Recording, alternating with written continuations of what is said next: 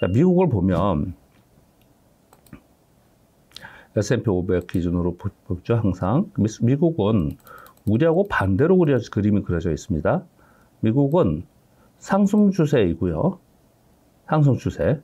상승 추세에서 상승 추세 박스권에 있는 거예요. 11월에 트럼프가 당선이 됐을 때 여기입니다. 그러면 여기 상승해서 위로 박스권에 있는 겁니다. 위로 박스권으로. 그래서 여기서 아래로 밑으로 깨느냐 안 깨느냐의 기로에 있는 거고요. 우리는 위로, 아까 다시 돌아갈게요. 이 박스권에서 위로 갈 수 있느냐 없느냐를 지금 논하고 있는 겁니다. 우린 빠진 상태에서 요만큼 갈 수 있을까를 논하는 거고, 미국은 반대로 올라간 상태에서 요만큼 내려가는데 얼마큼 더 내려갈 거냐, 요 얘기를 지금 하고 있는 상황이에요.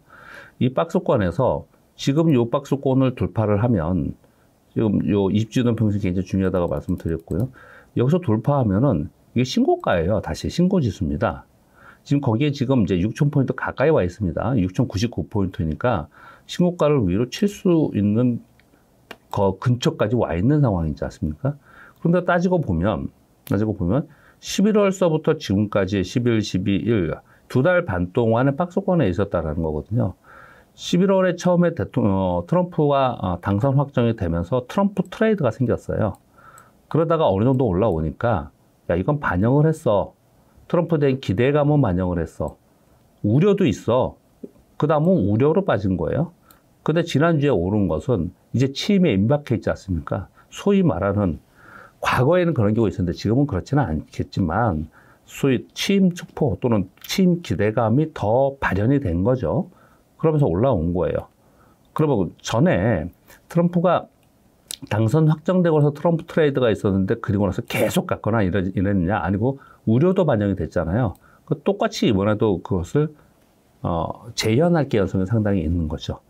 그러면 이게 다시 신고가에서 막 계속 또 이제 새로운 추세를 만든다? 그거 쉽지 않을 거라고 저는 생각을 합니다. 그러니까 새로운 추세라 하면 올라가다가 좀 빠지긴 하지만 또 올라가고, 또 빠지긴 하지만 또 올라가고, 또 빠지긴 했지만 또 신고가에서 올라가고, 이렇게 가기가 쉽지 않을 거라고 봅니다. 그냥 외국에 있는 이런 부분 다 안 본다 하더라도 기술적 분석상으로도 그래요. 기술적 분석상으로도 이미 세 차례 정도의 상승을 하면서 엘리엇 5파동에서 3파동을 지금 올려 있는 상태입니다. 네, 그런 부분들을 봤을 때는 만약에 돌파한다 하더라도 오래 있거나 아니면 멀리 가지 않은 상태에서 다시 재차 내려오면서 박스권에 있지 않을까 생각해요. 그러면 이걸 우리 시장하고 연결을 좀 해보겠습니다. 우리 시장하고 연결을 해보면, 우리 시장은 요거다 그냥 그려볼게요. 미국하고 똑같이. 우리 시장은 아까 말씀을 드리기를 얘하고 반대예요. 얘는 처음에 올라갔고 우리는 처음에 내려갔고, 그 다음에 왔다 갔다 했고, 그 다음에 우리는 올라갔다가 내려갔다. 12월에 또 다시 한번 내려갔다가, 그 다음에 또 올라왔다가 내려왔다가 우리 이러고 있어요. 그래서 요 그림을 그려보면은 우리 시장은 요 밑에 있는 박스에 여기쯤에 있는 거고요. 요쯤에. 그리고 여기는 밑으로 내려왔다 밑으로 깨지 않고 올라와 있는 그런 상황입니다. 일시적으로 당연히 미국은 지금 여기서 돌파하면서 가기가 추세적으로 가기 되게 어렵다 하더라도 미국의 시장이 얘를 일시적으로나마 돌파를 해주든 아니면 이 박스권 안에 그냥 지속하는 그런 상황이 되면 우리 시장은 2600포인트를 돌파 트라이를 할 가능성이 상당히 있습니다. 그렇다고 좀 생각을 하고 있고요. 근데 이거 만약에 깨지 않습니까? 밑으로 깬다. 그러면 우리 시장이 2600포인트 위쪽이 아닌 여기다 그림을 그린다면 이 안에 그냥 갇혀 있을 가능성은 여전히 좀 분명히 합니다. 근데 이 사이에 미국은 장이 열리는 거고 우리 시장은 장이 열리지 않기 때문에 확인을 못 합니다. 그걸 쫓아가서 움직이는 부분을 우리가 확인하지 못한다는 부분이 있고, 또 한 가지는 미국이 지금 이 상황에서요, 트럼프 대통령이 취임을 하는데 취임 이후에 반영을 하면서 위로 많이 올라갈 거냐, 아니면 또 지난 일주일 동안 트럼프 트레이드에 기대감이 있었으니까 끝나고 나서 행정명령하고 막 정책 나오고 이러면서 우려의 목소리가 나오면서 빠질 거냐에 대해서 명확하지 않죠. 그게 명확하게 어느 쪽으로 갈 거라고 생각하는 사람은 저 지구상에 없을 거라고 생각이 들어요. 왜냐하면 그걸 정책하는 사람들도 이게 이 효과로 인해서 어떤 쪽은 수혜이고 어떤 쪽은 피해이고 그리고 어떤 쪽은 긍정적이지만 어떤 쪽은 부정적이고 이렇단 말이에요. 그러니까 그 상황을 바라보면서 이번 주에 시장이 움직이는 건데 우리 시장은 당연히 그것에 연동할 가능성이 있기 때문에 보다 더 주춤할 수밖에 없는 그런 상황에 지금 있는 것 같습니다. 이번 주의 시황을 말씀드리면 그래요. 근데 지금 미국이 20주 이동평균선을 걱정을 많이 했던 건 뭐냐면 이 지금 노란 굵은 선 20주 이동평균선을 만약에 깨는 일이 벌어지면 이렇게 중간에 한 번씩 깨졌잖아요. 이렇게요. 2024년 8월이에요. 요거는. 그리고 한번 깨지는 않았지만 2024년 4월과 8월에 있지 않습니까? 그럼 그때 우리 시장에 한번 가보면 되겠죠. 2024년 4월과 8월을 한번 가보면요. 그러면 2024년 8월은 언제쯤이냐? 그럼 여기네요, 여기.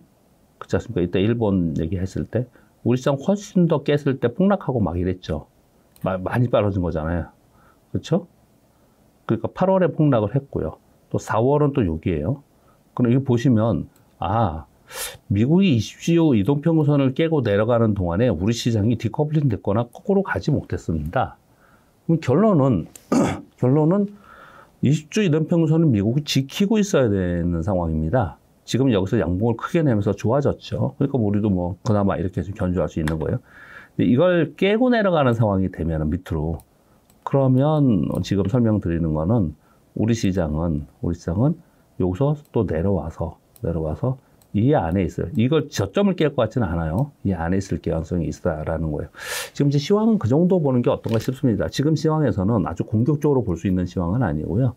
그 정도의 시황만 좀 봐야 되는 것 같고 지금은 섹터 종목이 가장 중요한 올해 한 해의 흐름이 있으면 될 거고 그래서 지난주에 말씀드리기를 올해 들어서 왜 급등했던 종목들 반도체에서도 급등하는 종목이 있고 그리고 뭐 전력기기나 또는 또 뭐가 그랬나요? 조선 뭐 이런 것들 좀 급등한 것들 있잖아요. 그런 것들은 현금을 좀씩 쥐고서 그 다음에 설을 세고 와서 기회를 보는 게 어떤가라고 설명을 드리고 있는 거고 지금 그거는 이번 주에도 유용하다. 왜냐하면 이번 주 올라갔다가 연속으로 가는 게 아니고 다시 내려왔다 할 가능성이 있지 않을까라는 저는 생각을 그렇게 합니다. 그렇게 말씀을 좀 드리겠습니다. 근데 이제 중요한 건 섹터인 거죠. 그럼 이제 우리는 그러면 이제 전체적인 거시경제 또는 시황에서는 그게 굉장히 중요하다 한데 우리 시장은 이제 아래로부터 지금 올라가고 있는 상황이지 않습니까? 그래도 또 작년보다는 좀 분위기가 좀 바뀌어 있는 상황이에요. 우리 시장이 아래로부터 올라갈 수 있는 건 작년 말에 내내 얘기했던 것처럼 우리 시장이 좋은 게 하나도 없다. 요번에 한국은행 총재도 얘기하는 것처럼 다 좋은 게 하나도 없지만 그래도 우리 시장은 아래로부터 남들은 다 올라가 있는 상태에서 어떻게 할까 이러고 있는 거고 우리는 아래에서 있는 상황이라서 소위 기저효과라는 게 있습니다.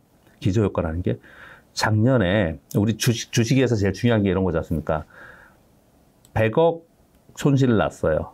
근데 그 다음에 50억 손실을 났어요. 이번에는 10억 손실이 났어요. 그리고 내년에 50억 전망해요. 이런 기업이 있어요. 한 기업은 100억 이익 났어요. 그 다음에도 100억 이익 났어요. 그 다음에도 100억 이익 났어요. 내년에도 100억 이익 날 거라고 봐요. 이런 두 개가 있으면 당연히 얘는 100억 이익이고 얘는 50억 이익이지 않습니까? 그러면 주가의 그 시가총액은 당연히 얘가 더 높아야 되잖아요. 근데 주식은 어떠냐면 이렇게 된 주식은 이 기울기만큼 주가가 오르고요. 주가가 올라서 시가총액이 높아지고 오히려 고평가로 레벨을 받고요. 이렇게 움직이는 애들은 주가가 이렇게 있던지 오히려 그냥 빠져요.